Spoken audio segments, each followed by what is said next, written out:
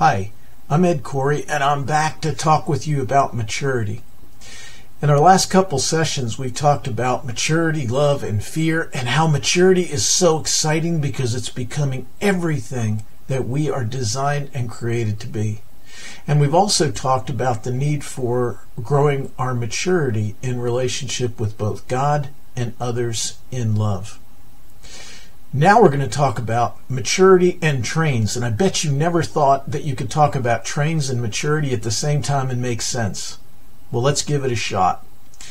Think for a minute about looking at a train track, and what do you see? As you look at the track, in one direction you see a rail, parallel to it in the same direction is another rail, and there's a whole series of little cross ties. Those rails keep a train straight, and the cross ties help keep those rails connected, parallel, and moving in a straight line so that the train can get where it actually wants to go. Well, growing our maturity is a lot like train tracks. Think about it like this. One rail is our relationship with God and growing a deeper connection, a heart connection with God and His love and how delighted He is to be with us. A second track is relationships with other people and growing in love and in community with people in love. We need both rails. Now, what ties those things together? The cross ties, those wooden cross ties.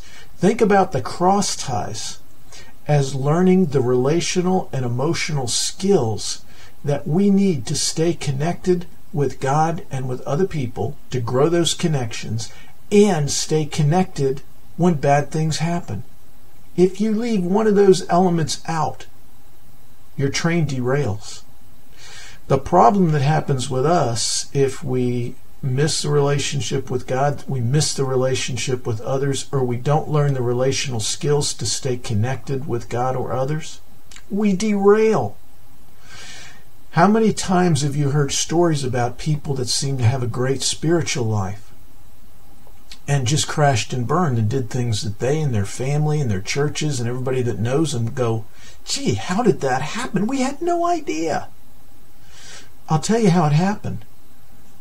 One of those rails was not solid and not in place, or the cross ties were not put in place well.